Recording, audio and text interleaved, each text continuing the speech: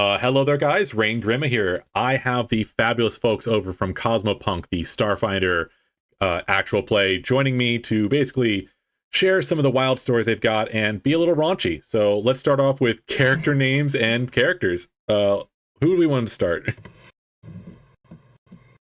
I think Pan should go first.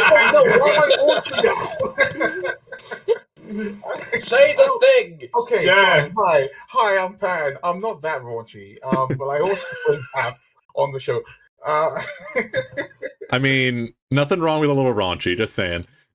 Okay, it's true. I'm super fucking raunchy. We're not into right now. Downright spicy sometimes. I don't know. You're the only character that hasn't had sex with a Vesk yet. I mean, I feel like that's fine, actually. Okay, anyway, the point is, hi, I'm Pan. I play Bath, character like a 7, Starfinder Kobold Mystic. Sorry, not Mystic anymore. God damn, it's been a while. No, you're Starfinder Kobold Witch Warper now. Yeah. Yes. I'm going to throw this over to RJ. I'm RJ. I play V the best on Cosmopunk. Ship's mechanic, big, overweight, non-binary, robot lover, alleged psychopath. We'll see. I mean, is it alleged if there's actually evidence? I'm just saying. Yeah, literal. Show me a charge sheet. We can't. You can't go back to the Vesk. Oh no, you can now. I can go back to the Whisker actually. Yeah. Yes. Okay, fair point. Ex-fugitive, slightly still fugitive. Slightly That's still a basically fugitive. We love to hear that. Yeah, it gets Yeah. complicated when you have different systems involved because you can be a Oh, yeah. fugitive on some planets and not on others. So Well, I mean, that does Yeah. make sense. Fun fact, I use a notoriety system in my game, so you have fame and notoriety. You can be both popular and a bad guy. fame and infamy. You can be heels in real life. Exactly. Yeah. But so that's that Not one. again. Who's next? Solid. I'll go next. Hello, everybody. I'm Typhon. I play Radar. I'm the upright coyote, weird homebrew thing, who's part cyborg and part PTSD-riddled war veteran. That's about it, really. Yeah, that's actually a very concise description of Radar. I mean, concise is I think nice. that's the shortest description I've ever come up with him. Normally it's waffle. Yeah. And over to Cypher. It's on to me next. Okay. Hi, everyone. I'm Cypher, and I play Ryder. She is a small, punky Yosaki operative otter. She's also the pilot of Leica 7 for the most part. Very good at stealth, hiding, crawling through air vents, assassinating, but she is a bit of a glass cannon, being that she's only a couple of feet tall. I mean, harder to hit, right? Yeah. Sometimes short is an advantage. Absolutely. Couldn't agree more. I think that leaves us one person left. Chuchi. Yes, hi everyone. My name is Vinny. I recently played Chochi, the Chinchilla Yusoki mechanic, in the Red Eye two-parter. I will be joining as my official character. But I don't think I can say anything about that yet. No spoilers. You Spoilers. can say their name. You can say their name. Say the name. I can say the name? Species. Okay, I'll be Yeah, playing say the the name. No character species, named just the name. Okay. Lonicera. I mean, we're all... There you go. It's very ironic that you guys are all Brits and you're saying one of my favorite lines from one of my favorite Brits. No spoilers. What's that? Which one's that? River What's Song. that? Doctor Who, River Song. No spoiler. Yeah. Shame on all of you. How do you not know the best one? Okay, I was distracted by a dog temporarily. Okay, there's a dog here. I don't have Uh-huh. space for every single media quote in my brain at any one given time. I mean, you Well, do if it's I'm a Doctor fucking Who. Idiot. I'm only No, we first don't. generation Fuck off. British, so I'm sorry. Okay. It's Doctor Who. You gotta know that one. Show. Yeah, okay. First song, great character, Doctor Who's great. Stephen Moffat's a fucking hack, though. Oh, come on. Let's not Yes, get... move on. Hey, guys, let's not get too spicy at the start. We got plenty of time left. Let's not. So I figured with that aside, and obviously there'll be images popping up for all the viewers at home to double check and see that, I figured we'd start off first with why Starfinder? What drew you guys to that system? Pan did when he was like, "Hey, do you want to play Starfinder?" And I was like, "Yes." Yeah, And we I were think like, it what's was- Starfinder? It was a time when I've been playing a lot of D&D mostly, but we're all into like space and sci-fi and stuff, and a lot of fantasy too. And Starfinder was looking pretty hot. Just people were talking about it a lot online. So it's like we can play Starfinder. That's fun. It was very new when we first started playing. Super it. new. Like It was 2019, like before pandemic.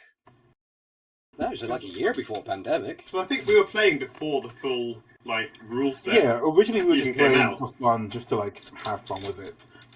The lore. One thing that Paizo really does well is that they like lore is they got lore for everything. If you saw a planet in like mentioned in one thing, there's something about it. Whether in Starfinder or because it's tied to Pathfinder, like through there's a space of time. You know, you've got Pathfinder, then something happens, and it's Starfinder. The gap. Future. Yeah, the gap. Yeah. Which I'm not getting into because it's so contentious. Yeah, this one isn't meant to be a instead we lore get video into- so much. Yeah. Instead, we can get into all the lore that Paizo took from us, allegedly. No, okay, let's dial that back, and let's talk about the fact that we started playing Starfinder. Something sci-fi with a bit of magic in there and such, because again, with a D&D background, you want to keep your magic stuff in there.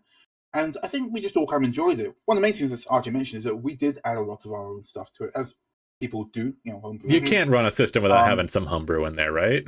For sure. Yeah, sure. Right. but most of our homebrew is now canon. By proxy. We came up with two races. It's I quite don't think similar. I don't think we need to come on here and like. Let's stick to the one thing. Fine. Yeah. Let's just pull up the book and get some records here. Who's got what? All right. Well, the first thing we did was that we homebrewed for Rayne. He had. Well, he didn't have a race at first. I think Ty, you built him from a human. Yeah, template? Radar's crunch-wise, he's just a human. He's always been human. It's just the fluff around it was just, you know, they're your Moltons, they're these upright coyote things from a sort of arid planet. Built a bit of the fluff, and then lo and behold, The Valaka came. the Vlaka are suddenly here. Well, this is the thing. When we started, we wanted like, you know, obviously Ty wanted like a dog guy race, and it was like, oh, weird that there isn't one. You got, in fact, something they didn't have Patra at the start, which like the captain. No, they didn't. Yeah, And which is Yosaki were only mice. Yeah, That's the right, Yosaki that's were right. just rat people, and then we thought, that's kind of reductionist. Let's have them be any small mammal, and then that can just be the Yosaki. yeah. So Shoki, whilst they are originally it's like, you know, kind of rat, or in some other kind of mousey, but they're generally rodent people. It's more fun to be like, if it's a small mammal, put it in the Shoki pile, and that's fine. And then Alright. yes, The Venari later on we did get the Venari along, who are Who are very just awesome different from people. Shoki. Like, yeah, but they're just other people because who knows? Hey, maybe they looked at Ryder and went, "I'll have that." Yeah. Well, So you guys I'm not definitely sitting created here it first, and thinking, Paizo stole from you. We'll put that in the record.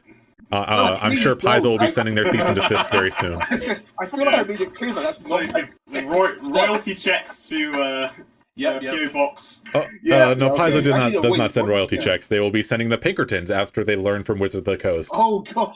Yes, we have a very stern team of lawyers that will be knocking on your door very shortly. That's fine. I can beat up a team of lawyers. Get those checks So coming. with that little bit there, I think the next thing I'm really kind of curious about is like, how did you guys really, and I know you didn't want to get too much into it, but I gotta ask, like, how did you decide to like make it into an AP? Like, I know it just a quick like, what was like, let's take this from a home Literally- game to an AP kind of deal. We started recording episodes because RJ's really bad at taking notes. Bitch! I take impeccable notes. So essentially, Sorry, do those notes include actual details or just go They place do. lady potion? something like that. Anyway, My notes are fairly detailed. we did I think a couple sessions, and we found ourselves forgetting stuff from session to session. So we said, "Hey, let's just record stuff so we can listen to the recordings after the fact to catch up for the next session." And then I was listening back to one, and I thought, "Hey, this would sound really funny with some like sound effects on it." And so I just did that and sent it to the group just for funsies, and the guys really enjoyed it. I thought, okay, I'll do another one. And before long, we had an entire series that was all done up like that. And Pan said, "Hey, we could turn this into a podcast." And I said, "What's a podcast?" And then everything sort of went downhill from there. Yeah. Yeah, I mean, if so, listening. One of the things that we do, well, I should say we, Cypher and RJ really are the ones who like smash it on that. Is sound editing. So it won't be just like, you know, a general podcast talking, playing the game. We added music and sound effects and stuff, and like if you listen to the first episode, you're like, this is pretty good. But by like later on, the guys have absolutely like smashed it. They do great work. Well, our mic and sound effects Yeah, so much Oh better. yeah, also our It's mic very- sucked in the beginning. Yeah, So if you're bad. going to listen to our early episodes from the start, the audio quality does get better. It was very crunchy at the start because we weren't actually recording it for issue. Yeah, we were having But- fun, and then we decided we should do it properly. Yeah. That actually That's does a kind of reason lead me why into my I next prefer question, because I was kind of curious. When you're doing this, how much of a focus did you really have on it being a game as entertainment for you? And then how much do you have to kind of adjust things to be entertaining for a viewer, or in this case, a listener? 80% game, 20% podcast. I think there are sometimes Yeah. we'll say something and we'll fluff it, and we're like, actually, let's re-record that so we don't have to. Because a lot of, and you won't notice this, but a lot of the podcast is sometimes us taking a 20-minute rambling bollocks and turning it into like a 5-minute sentence. Oh, they'll notice. So They'll sometimes- notice it. They'll know. It's just your dialogue, RJ. It's just all Yeah. your lines, RJ. I'm not changing. I think wouldn't you ask can. you to. So I think we've got a whole bit we had to cut in the last one about a car. And I'm not getting into it, RJ. Just a car. But eventually, RJ snuck into the actual like plot narrative, and we had to stop and be like, dude, that's 20 minutes of talking about car that I'm not leaving in the recording. Could have been 30 minutes. In the end, to keep it, to make sure it still worked, I had to cut out to like 10 minutes. But yeah, we go in it mainly for ourselves to have fun, but we're aware that we're putting something out for people as well, so it's got to be legible. you can't have a 30-minute diatribe going on about a fucking car. No. You We can, can, but but I edit it. It is, yeah. That's gonna get You- cut. yeah, you can, but it's in the bloopers on Patreon. Assume whatever I say is yeah. going to be about the final cut, not what actually got recorded. Right. Okay.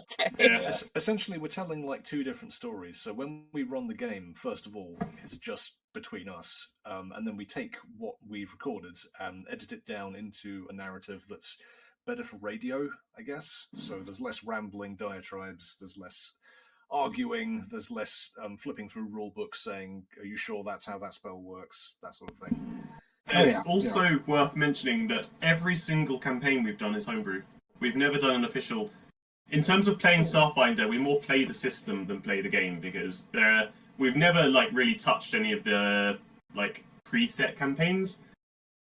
I mean, I we can did start respect with the that. campaign, I- but we moved pretty quickly into our own homebrew. Yeah, nothing we've recorded is an official Pazzo scenario. We've done our own scenarios. That's Yeah. right. That's right. Mm. Anybody that follows me on Blue Sky will know that I tend to personally avoid anything that has like an official like campaign module, partially just because I don't really like them all that much for the most part, and the other part is Yeah.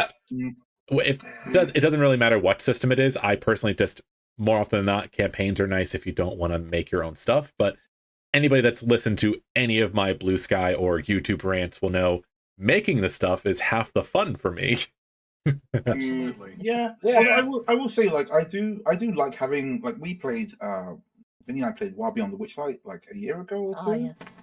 And Well, I think that Whilst one's that more of was, a like, from a unique book. case, just because they specifically made it so that there was something interesting about it, being that you could do it without killing anything.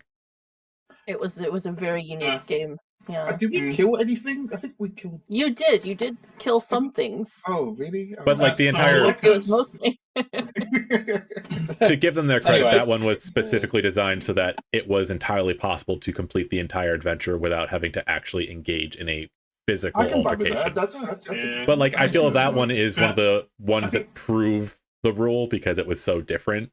Most everything else is just like, go to the place, fight the thing. Go to the place, fight the thing. Go to the place, pick up the item, go to the I place. see what you're saying with that one. There. The Yeah. other thing is, our characters aren't really compatible with the base game because they range from like they range. Well, What do you mean? none of us are ever going to join the Starfinders, are we? We range from like The wanted criminal to. Starfinders is just like the blanket of like adventurers. Yeah, but most of Yeah. the campaigns that I've read, at least, have been like the Starfinders have a mission for you. It's to X. And Okay. the Starfinders came up to Yeah. them. If the Starfinders came up to us with a mission, we're like, "Ha, nerds, fuck off! So why does it Yeah, sound like every the other people from Starfinder Destiny I've for some played. reason? Come That's back with a absolutely briefcase full of cash." Yeah, that's absolutely We'll backwards. consider it. Actually, did you say you had a briefcase full of cash? Because I think V was talking. Because we do like briefcases crazy full of talk. cash. Yeah, you got people with cash. That's generally how we get by with our job in the general world. Like, we'll do things for the better good, arguably because there's a briefcase of cash at the end of it. But the whole Starfinder, who are in the game, kind of Starfinder Society. I like So like the I wanna say- Federation. no? yeah, like the Federation, like Star Trek Federation, and that's not really the vibe we end up going with. We play pretty far and loose. If you know British So shows you're- like Doctor Who and such, you might know Red Dwarf. I am Red Dwarf. familiar with Red Dwarf. I was about to say though, if you're going with the Star Trek analogy, Yeah. you guys could just be the Delta Quadrant, where it's like you're off of the beaten path, It's lawless, yeah. Mm. Yeah, I lawlessness. think Red Dwarf meets like Guardians of the Galaxy or Serenity, that kind of vibe. Hmm. But the Red Yeah. Dwarf is very much how British we are. So Yeah. I'm guessing that means that the poor otter is going to get stabbed through the chest at one point. Oh, Again? we stabbed Ryder a couple of times. She's been stabbed a couple times. Yeah, we've Yeah. stabbed Ryder. I Well, stabbed no, Ryder everyone in this- once. Last one. Every Yeah. one of their mums has been stabbed in this chat. Well, I was going to say like Yeah, well, the thing from Serenity, like a leap in the Crash wind, and then they just get crash landed. Final Yeah, scene. You know So that's the what? point. We You know also what? crash land a lot. I was thinking, I meant to say Firefly, not Serenity. Serenity is a movie. So, well, Serenity Yeah, is the Firefly. final movie of Firefly because they Yeah, weren't going to finish the show. They get stabbed through the chest and a really sad ending. Yeah. Firefly. No pilot murder in that one. Mm. Well, it wasn't a murder; it was an accident. But we're not going to get into Yeah. we're not getting into that. We're going off to the side here. You know what? You should come on our banter breaks. You'd really enjoy it, I think. We watch stuff movies and make fun of them. Well, if you guys are offering for me to come in as a guest character, I won't turn you down. you know what? I'm down. I'm down. Absolutely, yeah. Well, Let's do that. In that case, we'll save a special question for the end of the video then, because I think that'd be interesting. But that actually brings me to another question for y'all. How far ahead do you guys have any plots planned ahead? Like, I guess this one's more aimed at the GM, but like, how much do you have like pre-planned, like laid out as like plot points, and how much is just kind of like, we'll see where this goes. You used Yeah. a word there. You used the word plan. What does that mean? Yeah. Okay. well, hey, No, whoa. actually, no. Some of us have entire I'm whiteboards. joking, you fool. And some of us ran an entire campaign. Can based we on need to 6 pause. We need to pause right lines. there because Yeah. the way you just went, you fool. I'm just like, okay, buddy, get off the cushion. Yeah, right. Yeah, the other thing is we don't have a set GM. We rotate that's right. throughout Yes. the campaigns. So I'll do one, and then Sai will do one, and then Pan will do one. And there is But there actually is quite a lot of planning. So do you mean that Yeah. as in you guys rotate campaigns, or do you rotate like moments in the full arc? Does that make sense? We it's rotate one- campaigns. one campaign per person, and So they one- do all one tie big together. Sort of. story with multiple campaigns in it. So same characters doing different adventures. Think about it more like an anime or like It's a the 90s arc. cartoon. You guys where- have arcs in the Yeah, same yeah. story. Yeah, right. Yeah. Exactly. We do a thing where the GM will have to make some kind of reason for their player characters to not be in their campaign they're running, so they Yeah. don't trip over their own player character. And Mm. that does get a Yeah. little contrived, but we are working fun ways around that, and I've come up with quite an Yeah. interesting one in the one that I'm running at the moment, if I do say so Hmm. myself. I mean, speaking of next- planning, we Well, do in that actually case- do. I think we're like 2 campaigns ahead before episodes. Well, in that There's case, a lot. There's a lot to look forward. why don't you give us a little blurb of what you've got going, just to entice people to check it out? Oh well, in that case, then so you're doing the current one. Yeah, Does but you that want one hasn't anything been away? released yet. That one. Yeah, so do the one that's currently being you're doing released. Red Eye. Why do you do yours? That's the point. Red Eye's the one that's currently being released. So Yeah. Red Eye is a standalone Halloween special we did, where it's not our normal characters, and also Vinny's there. Yeah, and the basic premise was I wanted to do a Halloween episode where I got to kill everyone, but without feeling guilty about killing everyone. So I came up with a contrived plot for something that's related to something that happens in the main Starfinder game, and I'm trying to avoid spoilers here. But it's a standalone little thing. The first part's already been released. It was released on Halloween. The second part will be released soon. And yeah, it's basically just like that. Like I had an idea for a Halloween campaign, so we squeeze in a Halloween campaign, and I make it relate to the current plot line so that it can factor in later. And then yeah, we just sort of like we leave each other story beats as well. Like sometimes we'll have something that we want to happen later on, so we start leaving breadcrumbs for it in our campaign, so that the next GM can pick it up later. Makes sense. Like we've got Five Eyes Society. Generally, half is being wanted by at least one different faction. Multiple favors that we owe multiple different. Oh god, characters. we owe so many favors. We owe a favor to a fucking corrupt police chief, a sentient pile of mashed potato. Don't ask. Who else? Who else do we owe a favor to currently? Hang on, the sentient mashed potato owes you a favour. That's the point. Yeah, they owe us favors by now. The head of the Vesk secret police. We owe him a favour. Yeah. Drop the ball on that one. Yeah. Well, he spared our lives. I thought you were supposed to drop a dime, not drop a ball. You weren't there. Yeah, V wasn't there because I was the GM. But yeah, so it's kind of like that. It's like that thing I said, more or less. So with all that you guys have just said, it kind of brings me back, and you've mentioned a few things before, but like, what would you say are some like of your more key inspirations? I have a feeling that Hitchhiker's Guide might be something, just given that you currently have a sentient pile of mashed potatoes, and that seems up its same level of hilarity. But weirdly, it wasn't. That was just spawned on the moment. That kind of just happened. Just sort of happened. It wasn't planned. I think one of our biggest influences is like 90s cartoons and also anime, old school stuff like, everyone says it, but you know, Cowboy Bebop, Trigun, what's that other one with Gene Starwind? Outlaw Star. Outlaw Star was a big influence. Yep. Bit of Space Dandy in there as well. Space Dandy, yeah. Then you got like shows as well. Pick any like 90s cartoon with a toy line, and that was like a big influence. Bucky O'Hare or or Visionaries, that kind of thing. I mean, thank God. I can't believe you said Visionaries. That's actually something me and my partner were just talking about like the other week. It's a sick show. You should bring it back. Well, just the fact that the whole toy line was based off of they figured out how to make stickers that could change what the image looked like. That was the whole fucking toy line. It's like, we've got all these leftover G.I. Joe guys. We'll put these stickers on them. Congratulations, it's a whole new line. Visionaries. But yeah, of course, then we got like our British influences. I don't know if I'd say anybody else will get Blake 7, but I get a little bit of Blake 7 occasionally. Sometimes, yeah. I think Red Dwarf is a big part of... definitely Red Dwarf, 100%. Particularly how I play Feels very Red Dwarf. Yeah.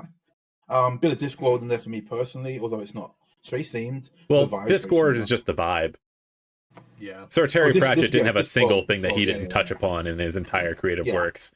The man was a genius. Man is a genius, and I still regret. His very first touch on Discord is Strata, and that's a sci-fi novel about finding a disc-based planet. planet. That's true, yeah. The Strata and what's the other one? Oh, I can't remember. There was the one where he actually introduced the Hogfather before he even did Discworld, right? It was he did a thing where like Hogfather was part of this. No.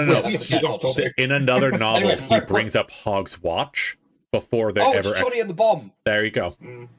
Because he brings up Hog's Watch before he even did Discworld in a separate book. This one I remember because it was an actually episode about it.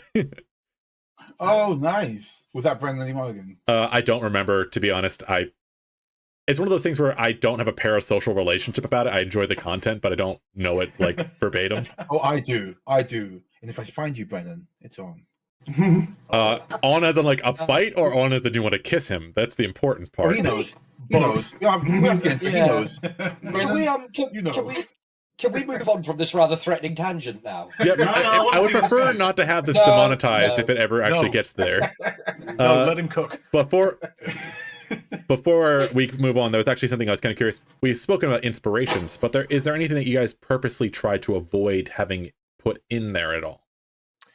Ooh. Yeah, we have a couple. We have a list of. What's the thing that's something in veils? Someone used lines and veils. Lines and veils. Yes. So I was talking about like topics of like creation, but also I would like to touch on lines and veils in a second.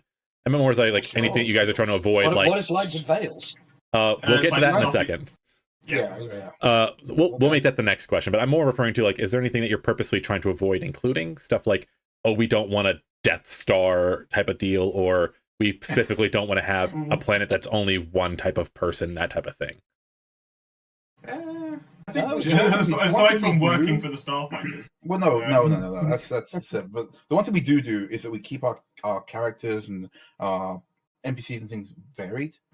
Having homogeneity is boring. You go to one planet, it's like just one kind of person. Thank you. The homogeny of like, look, this entire planet has only one type of weather pattern to it, and one biome and one race of people. Sure. That's kind of lame. That's the problem with Star Trek. Don't get me started on that. I mean, Star Wars and Star Trek, I'm definitely more of a Trekkie than a Star Wars guy, but even Star Trek had that problem. Yeah. But so I will skip over that one then, and just actually lines and veils is a good thing to get to. What I'm assuming you guys were a group that played before you did this, obviously, but did you have a reapplication of lines and veils before you started, or? Still don't know what that is. So lines and veils, okay. essentially, a line is So- something that you will not yeah. cross, a thing that will not show up. A veil is something Yeah. where it can come up, but you are allowed to be like, hey, we need to stop this, and then you just carry on. Oh, just a terms of service. Yeah, we've got Consent, Kind of. basically. That thing that a lot of people in TTRPG it's team called tend in to most forget. circles lines and veils. They pop up a lot on like streams and stuff. Nobody wants to be caught out hearing a thing that triggers them. So it's good to have that kind of stuff in there. I don't think we've ever actually called it lines and veils. I've heard it in other circles and used it in other circles. There are But other here- terms like flowers and thorns, stuff like that. Oh yeah, no, I know what you mean. I'm saying that this particular group, apart from I think RJ, Vinny, and myself, because we've done like more streamy stuff, have really heard like lines and veils too much. But it's just generally like, yeah, like, hey, I don't want this. Like things like sexual content. A veil is you take them upstairs and you close the door and we Fade to cut black. Yep. A line Yeah. is I don't want to hear about it. You know? The Yeah, camera all pans of them. away to Yeah. watch some curtains moving. and a The fireplace. camera pans away to my Fur Affinity account. The point is that's what a line and a veil are. We are That's how not we plugging know. for Affinity. We're not doing that. That's We are getting not cut. plugging- That's getting That cut. can get cut. That can I will get not cut. be found out on that. Hey man, I'm sorry, but you're not like subtle. No. I've got that shit locked down. Right. Moving I don't on. think- none of us can toss stones in our own glass houses. Well, I'd So- hope not. Apparently, somebody's going to try catching them in their mouth. Yeah. Right. But yeah, like general, like hey, I think it's something that came out more in modern gaming. I'm sure there was, like There were always existences of conversation. prior, but it really only became like a solidified, hey, we should discuss this beforehand, especially Yeah, because exactly. play went from going to be like specific groups that were playing together all the time to pick up games online where it was more of a thing. I think we've definitely got like a safe word. Like if the topics go to a place that we're not comfortable with, the gameplay stops and we find a workaround for it and then restart up later. Just so everyone feels safe and comfortable in this environment, because that's entirely the point of this. Yeah. It's meant to be. You don't want anybody to be upset when they leave a game. It's supposed to be laughs, smiles, and like, oh, that was fun. Yeah. Yeah. Even if there are uncomfortable situations for characters to get in, because we do have quite a lot of quite dark horror stuff in our campaigns every now and again. Yeah. But I think it's so long as people consent to that happening, then that's okay. That's honestly the best way to look at it. It actually leads me to the next thing I had written down as a question. As you guys have kind of like turned a game from a home game to an online thing, what are some lessons you've learned, not just about like running an online game, but also like lessons you've learned as GMs that you might want to impart onto other people? Ooh. Don't overplan. Yeah. if you're like stressing, like I don't have enough planned.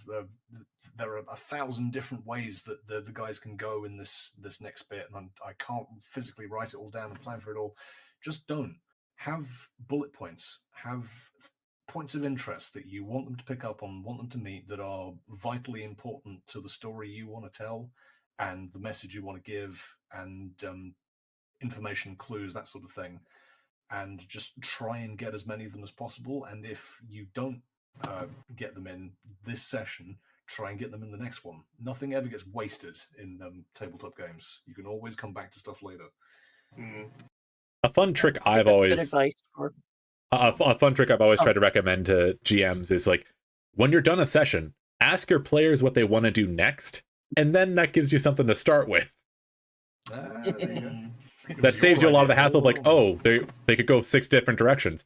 Ask them the direction they're going. Yep. Yeah, Vinny does that for us because I play a home game with Vinny, and like literally called GM Vinny. She does that for us sometimes as well. What else is up? I take an alternative approach. Where Okay, I'm asking Vinny. Oh, sorry. Wow. No, I think Sai had really good advice, not just for podcasts and streaming games, but for GMs in general. Do not try to predict what your players are going to do. You never will. It We'll will do the exact always be opposite something you sometimes. don't expect. So yeah, that's definitely one that I personally am one of those people that like to, the way I tend to, at least, and this is just my own style, is I make the things that are going to happen in the future and like, okay, such and such is going to do this thing 2 days from now. So and so is going to try to do this 3 days from now. If the players don't get there, then they miss it. It's up to them. I find that a lot of people try to like put things on pause, and that just ends up being a disservice to players, because then it's like, cool, there's no agency there. If they aren't going to miss it one way or the other, why are they worried about it? But like, so that's, anybody else have anything that they would like want to impart on people to either for running an online game or just a game in general? I think if you're looking to do a... Oh, sorry, go on. I'll say I take a very different approach to the rest of the crew in that I have a massive whiteboard where I plan out every possible scenario, knowing them lot, and then I just follow the scenario they take to plan my storylines. It's very labor intensive, but I've never been surprised yet. Okay, so we got Humble 2 brag. against, 1 for. We need a tiebreaker. No, literally, I don't... you want to go ahead? Go ahead. I mean, I ran a campaign based entirely on 6 lines of text, I can't do so that. I'm very much with Cypher on this one. I think it helps, like, if you know your players are, like, good role players, it can be a lot easier to ease in. You give them a place in the sandbox, you say, go ahead, guys, check it out, and they'll work themselves around. And if you're paying attention, you can pick up why they are. Like, if they're really interested in the idea that, like, I don't know, the trees are blue, maybe they can try and find out why it is like that. It's nice to play to their strengths as well. Makes I think what sense. does help too, in terms of running an online game especially, is at least try to figure out what point your players will get up to in this session, so you know that you're ending it in an interesting place. You always want to end on the cliff note. Agreed. Oh, that I'm bad at. I'll just run straight past the cliffhanger and keep going until I get told to stop. Until you fall off the edge. It's okay. We all have things we can get better at. Wow. Wait, do you think the British are the comes in only there ones that just- know how to be sarcastic? That wasn't sarcastic, that was just mean. That was a takedown. Oh. Yeah. It's okay. Dude's coming I into can our rise- fucking Discord, throwing That was some hate brutal. around. What the fuck? Sorry. To be fair, I am an can rise American. above We it. got to throw some elbows Shots fired, sometimes. Shots fired. Siri, find his home address. America. Not America. Yes, I come on there. Alright, guys, pack your bags. We're re-invading America. This time for real. I think you've picked the very wrong time to do that. I'm just going to say. Yeah, you definitely have. Oh. But yeah, so we're going to dip off of that topic, which I might have to cut out. We'll see when that happens. Probably. But we'll skip on to the next thing. So I was kind of curious on your characters themselves. What really inspired you to go the direction you did with them? Like their initial like concepts. V's meatballs. Oh man, that's a hard one. Well, that's why I'm here to ask the hard questions. Yeah, well, it was so long ago, and B, I don't actually remember. Like, what about you, Si? Yours was just a manifestation of not wanting to be 6'6", wasn't it? Essentially, yeah, because I'm Yeah. a very, very tall guy in reality. I smack my head on things constantly. The world is not built for me, and I just thought, normally when I play D&D in the past, I hadn't played D&D in a very long time before I was playing Starfinder, and normally I play like a warrior brute sort of character, like a big, tall, strong, buff lad. And I thought, no, this time around I'm going to do something different. I'm going to be a short, stealthy, sneaky character, but I also want to be someone who's a bit anti-authority. So I thought, okay, my favorite character is Lister from Red Dwarf. I'm going to make a small, punky otter girl and just apply a species to that.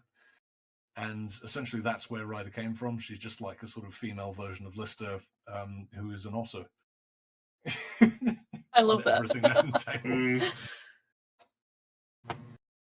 Oh, just got a message from Pan here. Sorry, guys. The dog's eaten something it shouldn't. Keep it up. Oh. Oh dear. Okay, well, Oh. Remy, no! wasn't a whole cooked chicken, was it? Oh dear. A whole cooked shredded chicken. Oh Yeah. my. Anyway, We'll continue okay. on without them then. So All right. yeah. but yeah, so V, V, your character. V, yeah. So my character's RJ. He's a 35-year-old Croydon. V is not playing a human in this one, though. But V's personality is quite close to mine. The base concept for V was, what if I didn't have the voice in the back of my head that told me not to do things? Unfiltered RJ, pure RJ, Pretty much. if you will. Combined with the absolute most dogshit Australian accent you've heard in your life. It's Australian? Shut up. Say hat. Hit. Where does the hat go? Goes in your head. So Not make V me is just laugh. RJ. Okay, did anybody else hear the without Scooby-Doo impression right there, or was that just me? That was Please don't. I have a selection of laughs I can use. Also, you can't talk about accents considering the one you're playing in the current campaign, which hasn't been released yet, but... Which one? I don't know what you're talking about. Shut up. So yeah, but yeah, V is a lot of me in the very mechanically inclined like me, socially awkward like me, tall like me. Yeah, that's more or less my character, to be honest. well, there you go. Just me, but on 11. Yeah. I mean, to be fair, that's what a lot of people end up doing with their characters, is just to self-insert. Nothing wrong with it. A lot of them do sort of trend towards that way if you play them for long enough. Because it is just physically impossible. Either you sort of trend towards the player, or the player trends towards you. You sort of merge into one. You tend to go toward what you yourself would end up doing. Like, I was having this discussion earlier today about like how a lot of people want to try to do a one-for-one reproduction of some other character, like Batman, Wonder Woman, all that stuff. And then it's just like, you can only do that so long before it gets boring, or you just divert from the character, because that's what you do. How do you get VC?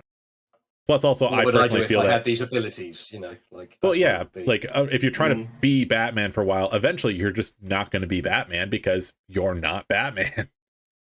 That is true. Yeah. But that's a different tangent. We'll do that during the rambling at the end when it's not being recorded. So honestly, that actually, if we're talking about making a character, and apparently I've been sort of invited in, what kind of PC do you guys think I would be in Starfinder? Ooh. Oh, see, we've got these Fennec lads that we have got in the canon. I don't know if they're Yusoki or not. I think we just said they were Fennecs. We didn't agree on a species, but I think Paizo have actually canonized that there are Fennec people. I think they're like Kitsune or something like that. Yeah. Also, hello, I'm back. Hey, how's Remy? He'll live. Let's do the interview. Wasn't it Emil that was always eating random stuff off the ground? Let's do the interview first. Or am I thinking of the wrong movie? What's that? Wasn't it Emil that was always eating stuff on the ground and not Remy? Ratatouille. I was referencing a Disney movie, guys. Man, you reference a lot. I did not know that one, but Remy is my dog. He's we figured, yeah. And he eats everything. So you got to keep an eye on him. He's got we're going to add a picture of Remy here in post, so everybody say hi to Remy. Hell yeah, we are. Hi, Remy. He ate mustard, and it wasn't great, so he's not enjoying that. But yeah, we were getting toward the end of things, so I actually brought up the question of, since I've been partially invited to join a game of Cosmopunk, what kind of character would I be? What would you suggest I run as, given my general demeanor? Oh, I mean, you should come into one of our banter breaks. The show we do. But if you wanted to make a character, so Sai's right. We do have, like we said, Yusoki, small mammals. I think Fennec's been in there as well as Yusoki. But Paizo already had Kitsune, which if you wanted to, you'd just be like short. I mean, do you want to be short? Do you want to be tall? Well, I'm 6'2" in real life, so I wouldn't mind. Man, all these freaking giants out here. God damn. Wait. Sorry, I So can't for hear you down there. context, What'd you say? What'd you say, bud? Right? So for context, Yeah. Sai's 6'5", I'm 6'4". I'm You're 6'6", RJ. You're 6'6". God damn. Pan's what? 4'6". Hey, fuck you, man.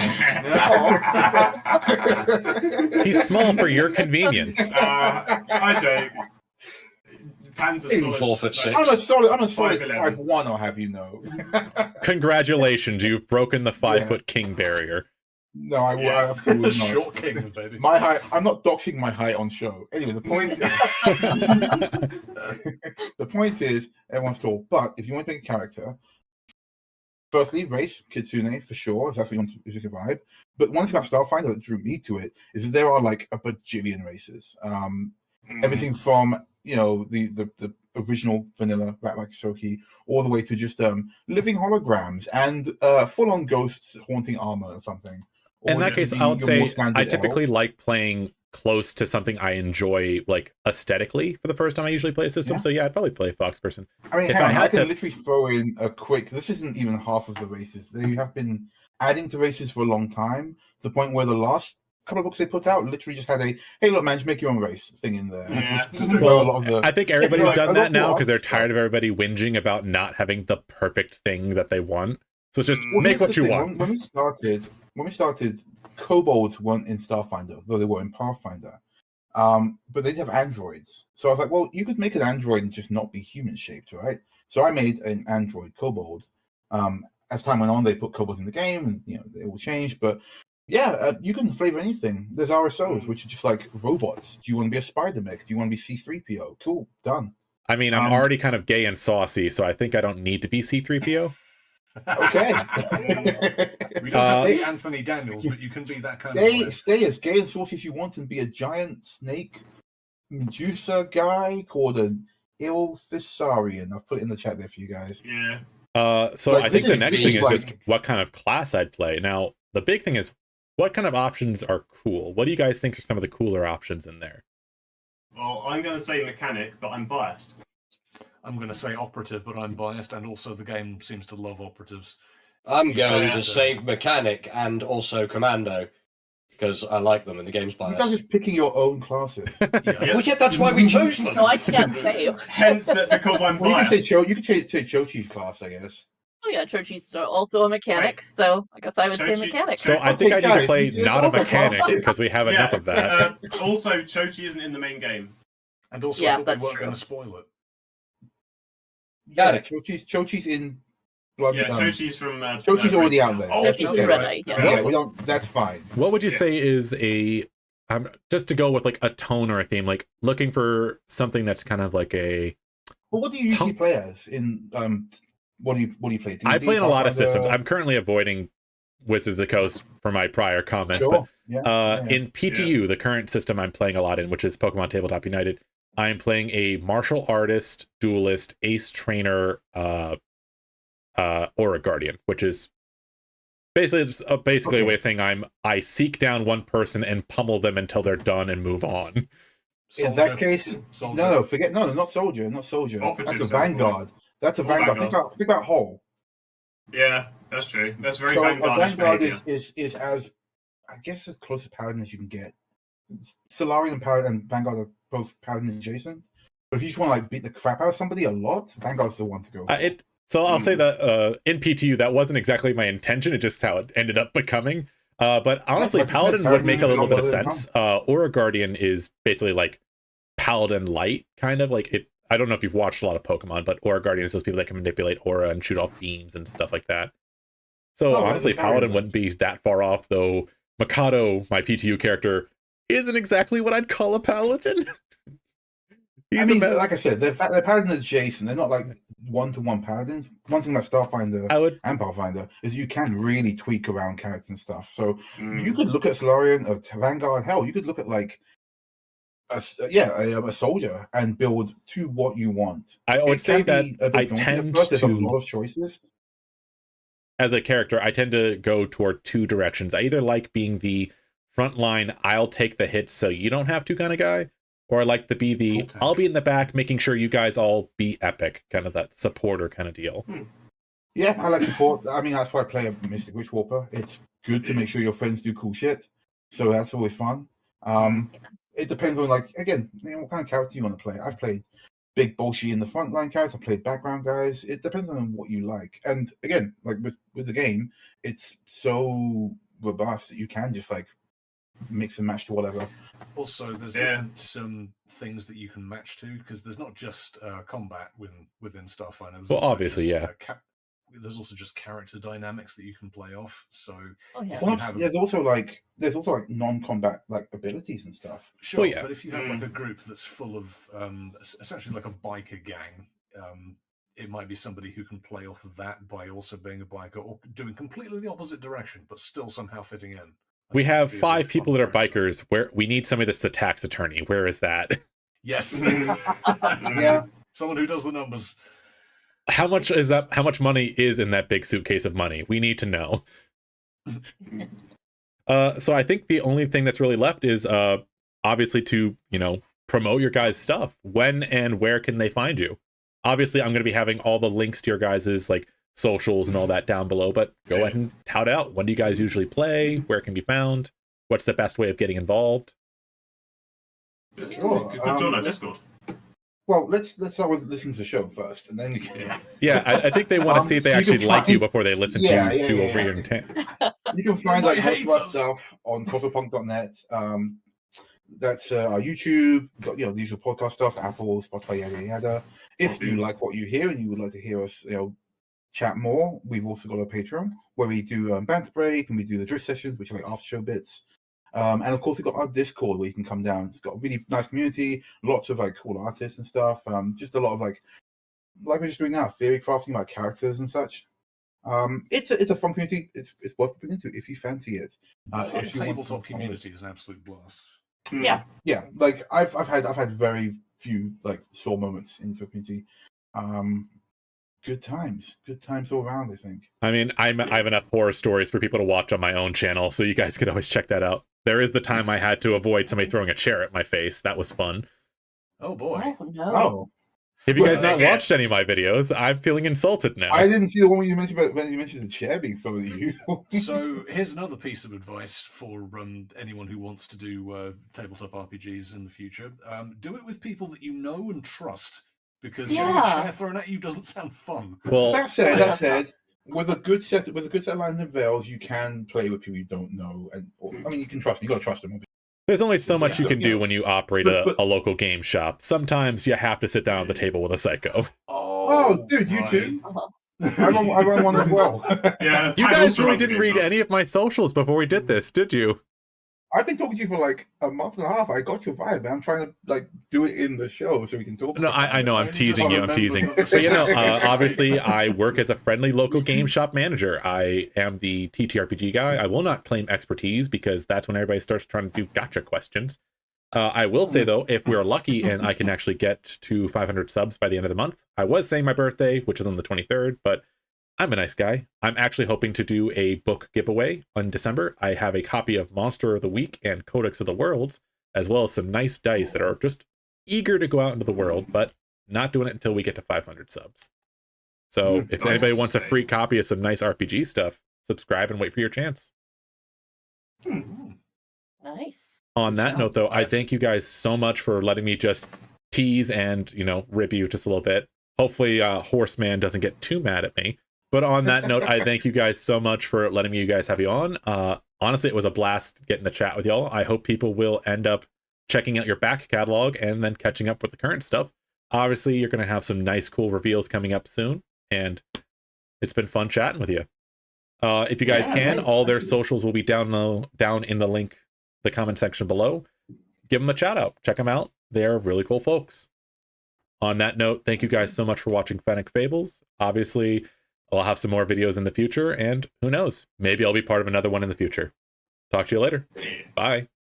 And obviously, guys, let's all say goodbye, Cosmopunk. Goodbye.